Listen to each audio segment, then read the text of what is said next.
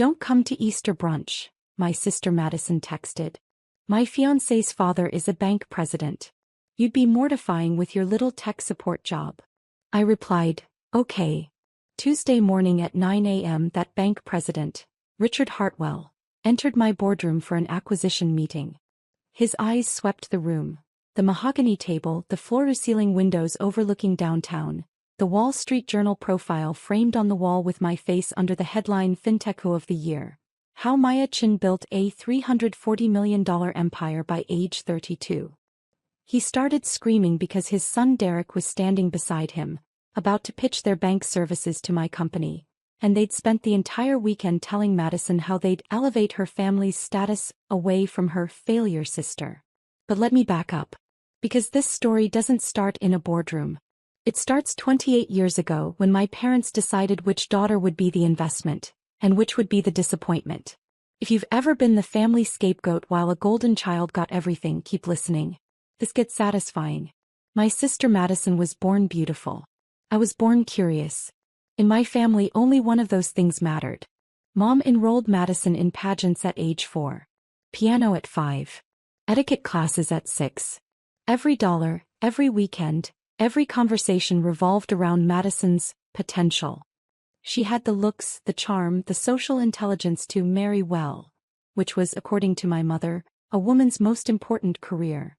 I had thick glasses, math competitions, and a coding hobby that Dad called playing on the computer. When I was 12, I asked for a laptop for my birthday. Dad laughed. Madison needs braces. We're not wasting money on your computer games. Madison got the braces. She also got the Sweet 16 party, $8,000, the new car at 17, BMW, the college apartment off campus, $2,400 per month, and the post-graduation Finding Yourself year in Europe, $45,000. I got a used desktop from a garage sale that I bought with money from tutoring. I taught myself to code using free YouTube tutorials and library books. I got a full scholarship to state school, worked 3 jobs, and graduated with a double major in computer science and business. The week I graduated, Madison announced her engagement to Trevor Whitmore, from the Connecticut Whitmores, darling, at a family dinner.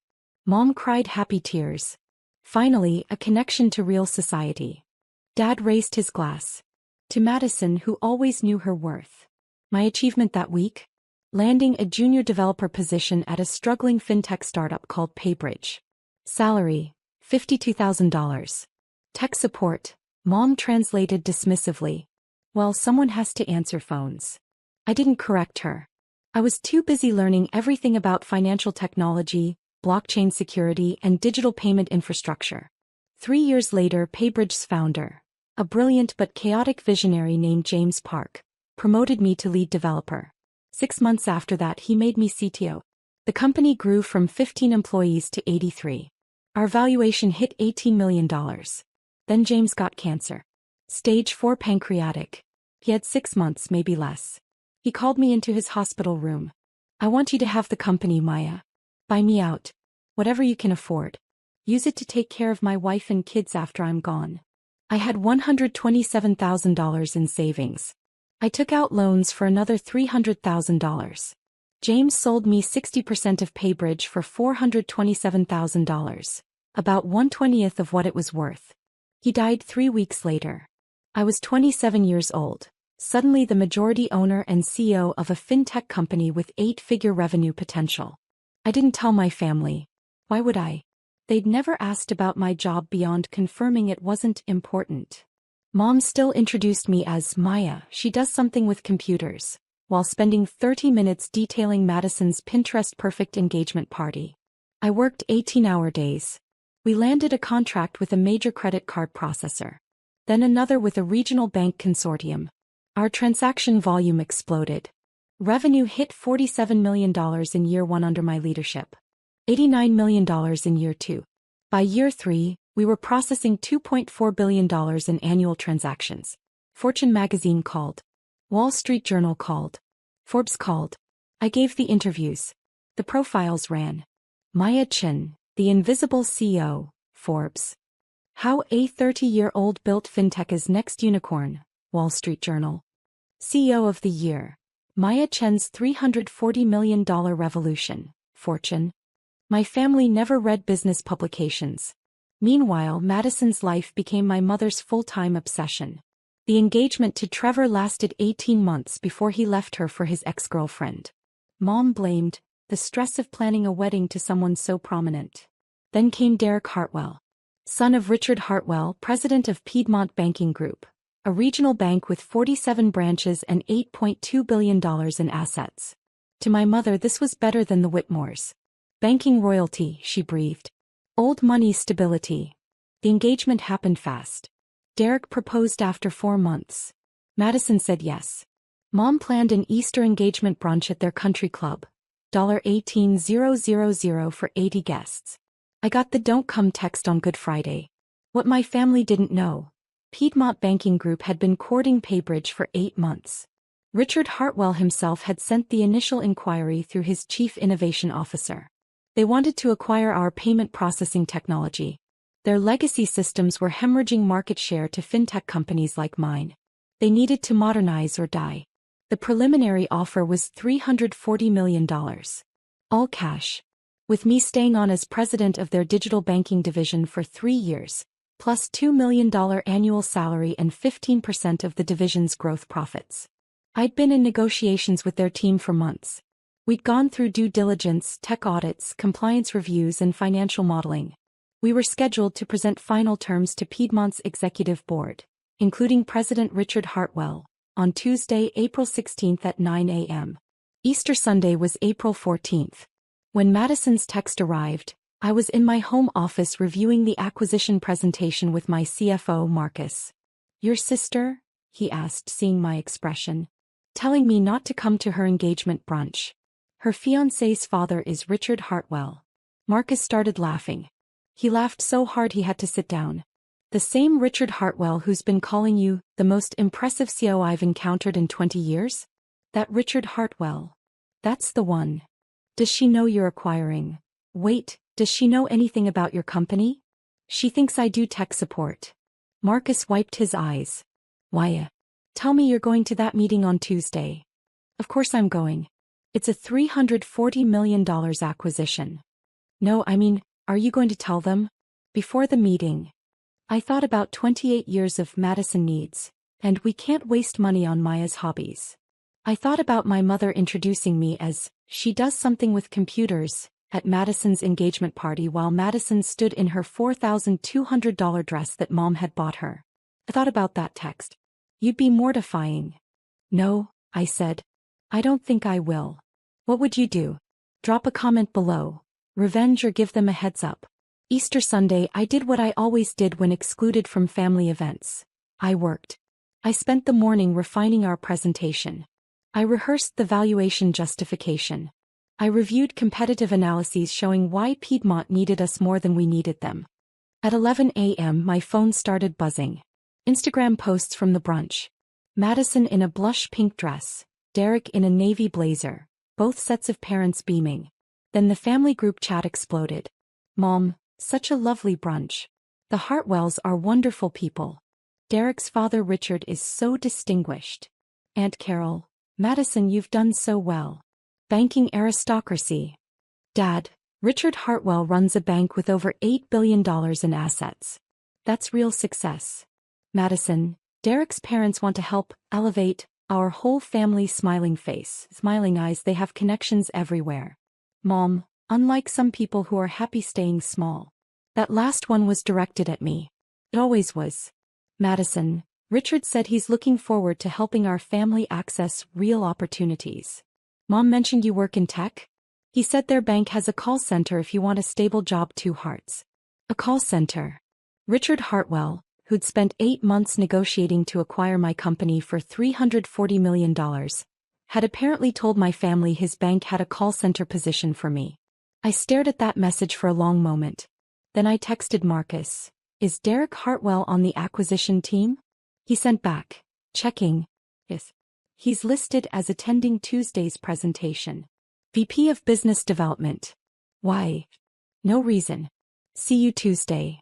I spent Sunday evening stress testing every number in our presentation. I wanted this airtight. Not because I was worried about the deal. Our tech was worth every penny of that $340 million.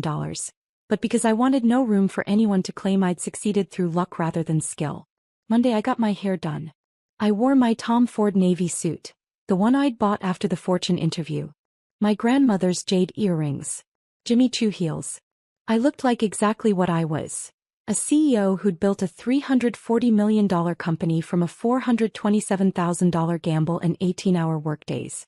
Monday evening, Madison posted a photo. Her and Derek at dinner, captioned, "Celebrating our future together. His parents are going to change our family's entire trajectory." I liked the photo. I commented, "Happy for you. Red heart." She replied privately, "Thanks, Maya. I know Easter was awkward, but Derek's parents are just particular about their circles. I hope you understand." "I understand completely," I wrote back. "Good luck with everything." I meant it. Because in 14 hours her particular future father-in-law was going to walk into my boardroom, see my face in that Wall Street Journal profile, and realize he'd spent Easter Sunday suggesting a call center job for the CEO he was about to pay $340 million.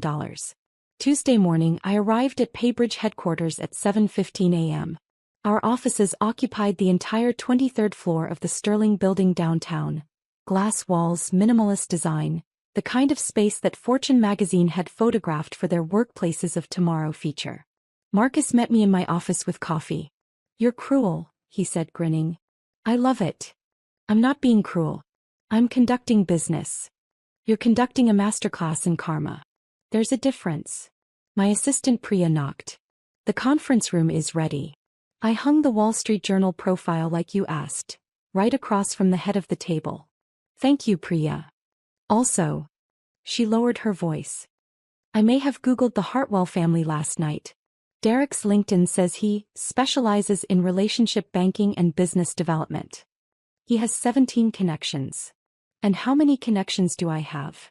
8,412, including 3 senators, the CEO of MasterCard and the founder of Square."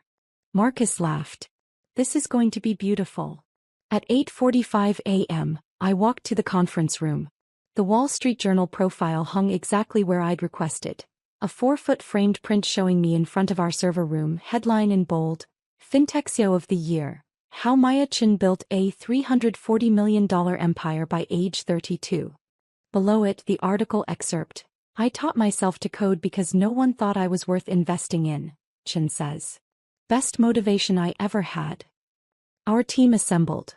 Marcus as CFO, Jennifer our CTO, David our Chief Compliance Officer and Priya coordinating. Everyone knew about the family connection. Everyone was trying not to smile. "Professional," I reminded them. "This is a business transaction. Whatever happens personally is secondary." "Of course," Marcus said, absolutely failing to look professional. At 8:52 a.m. building security called. "Ms. Chin, the Piedmont Banking Group delegation is here. Send them up." I stood at the window looking out over the city.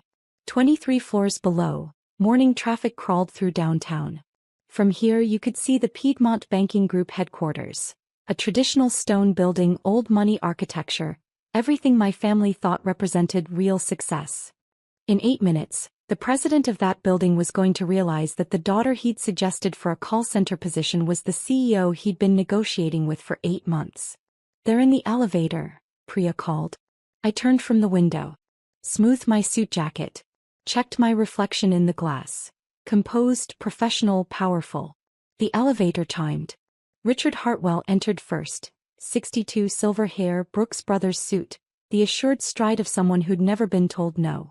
Behind him, 3 executives I'd been negotiating with via video calls. Susan Park, Chief Innovation Officer, Thomas Brennan, General Counsel, and Michael Torres, CFO. And Derek. 29, sandy hair, navy suit that cost less than my shoes. He carried a leather portfolio embossed with Piedmont's logo. They all stopped in the doorway. Not because of me, I was standing to the side. They stopped because of the Wall Street Journal profile hanging on the wall. 4 feet wide. My face. That headline. Richard's eyes went to the profile. Then swept the room. The glass walls, the view, the technology displays showing our real-time transaction processing. Then to me. Ms. Chin, he said slowly. Waya Chin. Mr. Hartwell. Welcome to Paybridge. I extended my hand. I believe we have an acquisition to finalize. His face went through several emotions. Confusion, recognition, disbelief, and then something close to horror. Derek made a choking sound. Maya? Madison's sister Maya? Hello, Derek. Congratulations on your engagement. Richard looked at the Wall Street Journal profile, then back to me. You're Maya Chin. The Maya Chin. Paybridge's founder and CEO. That's correct. Please sit. I gestured to the conference table. No one moved. There must be some mistake, Derek stammered. You work in tech support, Mom said. Madison said you answer phones for some startup. I did answer phones, I said calmly. In 2017 when we had 15 employees and I was doing every job that needed doing. Now we have 247 employees, and I focus primarily on strategy and acquisitions. I looked at Richard. Like this one. Susan Park, their CIO who I'd actually enjoyed working with, had started to smile. Mr. Hartwell, we've been negotiating with Ms. Chin for 8 months. She's been the primary contact for all technical and strategic discussions. But, Easter, Richard said, his voice faint. We had Easter brunch. Derek said his fiancé had a sister who worked in tech. We thought. He trailed off, understanding dawning. Oh my God. You suggested I might be interested in a call center position, I said pleasantly. Through my sister. It was thoughtful. Derek had gone pale. I told Madison my parents could help your whole family access real opportunities. I said my father runs a bank with over $8 billion in assets. $8.2 billion, I corrected. As of Q4 last year. Though your operational costs are running high, about 73% of revenue, which is why you're losing market share to digital-first competitors. It's in the analysis we prepared. I nodded to Marcus, who slid bound presentations across the table. This can't be happening, Derek whispered. But it was happening. And I was just getting started. Gentlemen, Miss Park, please sit. We have a lot to cover. I took my seat at the head of the table, my chair slightly higher, positioned in front of that Wall Street Journal profile. They sat slowly. Richard looked like he was attending his own funeral. Derek kept staring at me like I'd sprouted a second head. Let's begin with the valuation, I said. Marcus advanced the presentation on the screen. $340 million, all cash. This is based on Paybridge's current transaction volume of $2.4 billion annually, our growth rate of 340% over 3 years, and our proprietary security architecture that your compliance team valued at $120 million alone. 47 companies tried to recruit or acquire us last year, Jennifer added. We're only at this table because Ms. Chin specifically wanted to work with a regional bank that could benefit most from modernization. That's very generous, Thomas Brennan said carefully. He was the only one who seemed to have recovered his composure. It's strategic, I corrected. Your bank has strong regional presence but antiquated infrastructure. We have cutting-edge technology but want deeper integration with traditional banking systems. It's complementary. Ms. Chin, Richard finally spoke. His voice was steady but his hands trembled slightly. I owe you an apology. Several apologies. Easter Sunday I suggested. I implied that I might be suitable for a call center position. Yes. I didn't know. You didn't ask. I kept my voice level, professional. In 8 months of negotiations, you never asked your son who his fiancé's sister was. You never asked Madison what I actually did. You made assumptions based on limited information. I paused. It's a common mistake in business. Making decisions without complete data. The room was silent. However, I continued, personal matters aside, this is a sound acquisition. Your bank needs our technology. We want your infrastructure. The deal makes sense for both parties. Unless you don't want to work with me anymore, Derek said suddenly. He sounded panicked. Because of Madison. Because we didn't.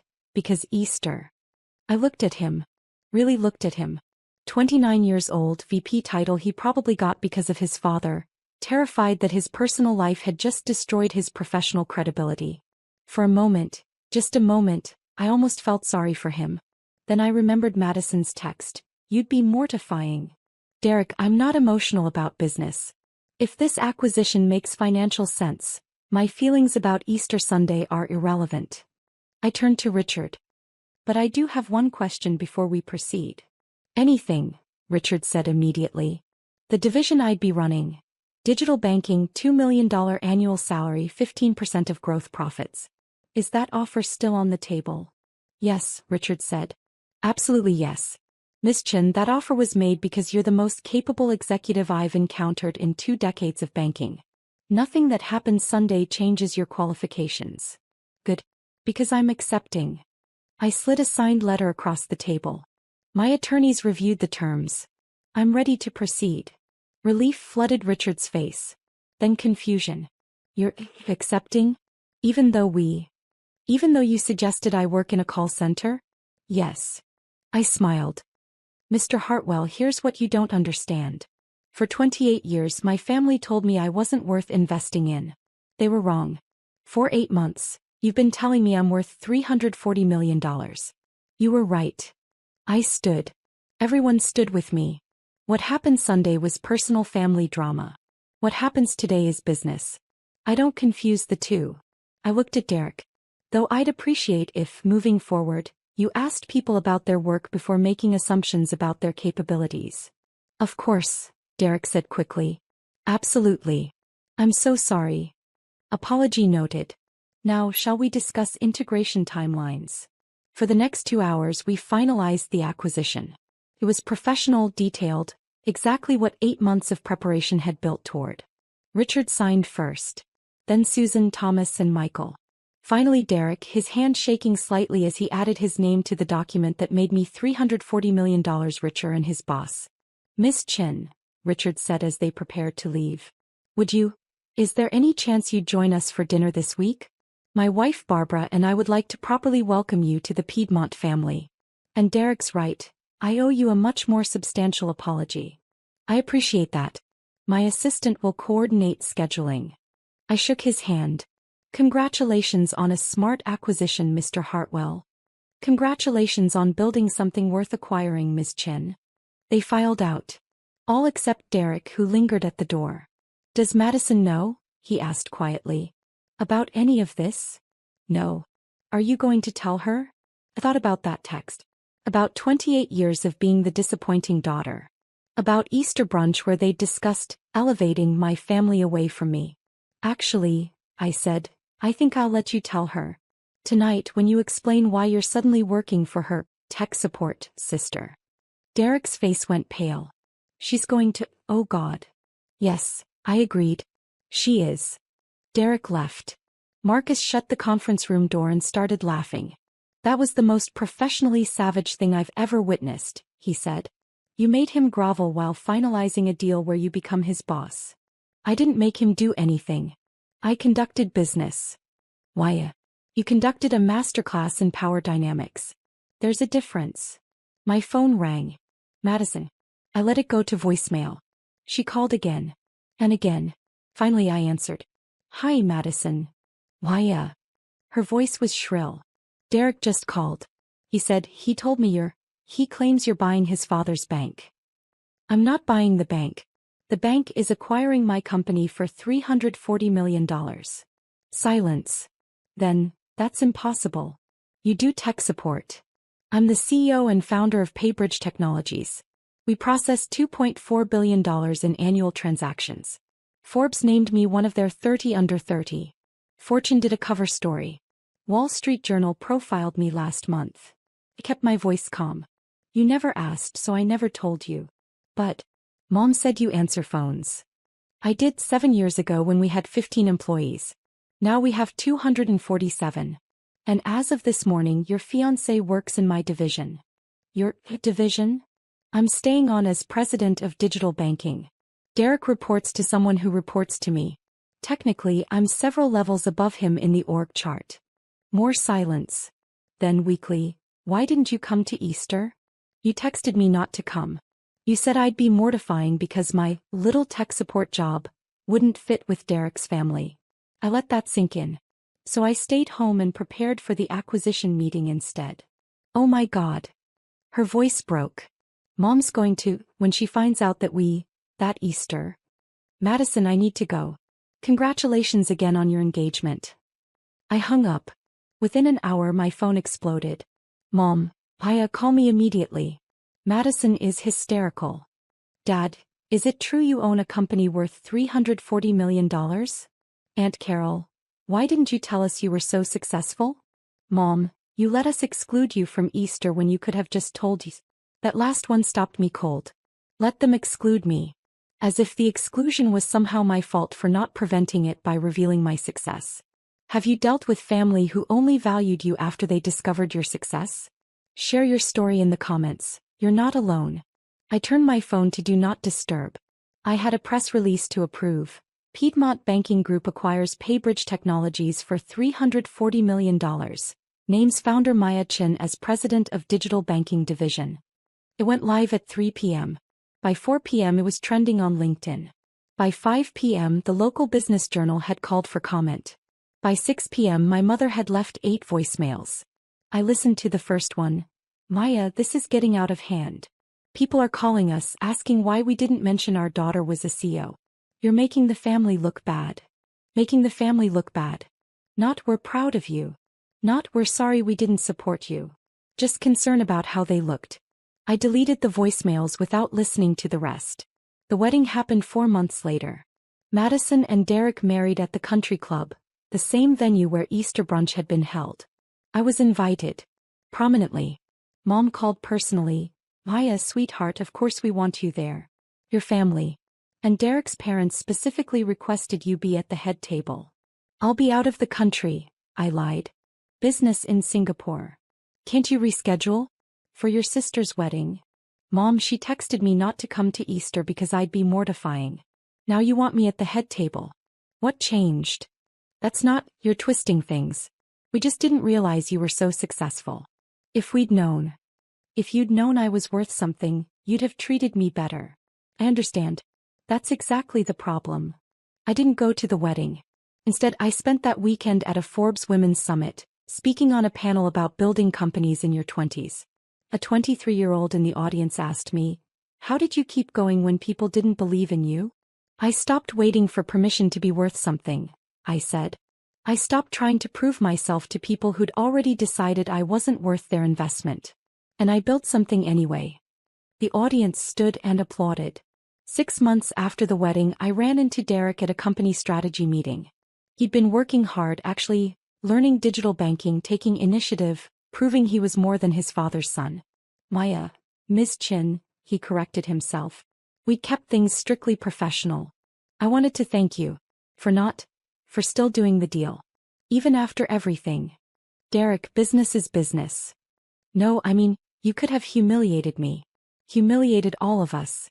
You didn't. You were professional even when we weren't. I considered this. Derek, I spent 28 years being dismissed by people who should have believed in me. I built a company worth $340 million to prove I had value. But somewhere in that process I realized something. I didn't need to prove anything. Not to my family, not to you, not to anyone. I already knew my worth. Madison asks about you sometimes, he said quietly. I think she regrets how things went.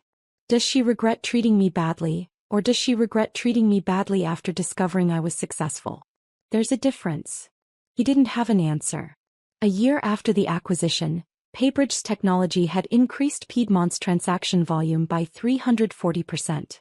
Richard Hartwell sent me a bonus, $4.8 million. The note attached said, Maya, thank you for being gracious enough to work with us despite our failure to recognize your worth immediately. You were right, I made decisions without complete data. I won't make that mistake again. Richard. I framed it. Not because of the money, though $4.8 million was nice, but because it was the apology my own family never gave. Mom still calls occasionally. She's proud now, she says. She tells her friends about her daughter this eve. She wants to have lunch to reconnect. I'm cordial. I'm polite. But I remember that text. You'd be mortifying. I remember 28 years of Madison getting every investment, every opportunity, every bit of faith, while I was the one not worth the cost of a laptop. And I remember learning the most valuable lesson of my life. The people who should love you unconditionally but don't. They're not your family. They're just relatives. My real family was James Park, who sold me a company for a fraction of its value because he believed in me. Marcus, who stood beside me through every sleepless night. Jennifer, Priya, David. People who saw my capability before they knew my net worth. Those are the people who get my time now. Those are the people who earned it. If this story resonated with you, share it with someone who needs to hear it. Sometimes the family that raises us isn't the family that values us, and that's okay. Build your own table. Fill it with people who saw your worth all along. And let everyone else see that Wall Street Journal profile and wonder what they missed.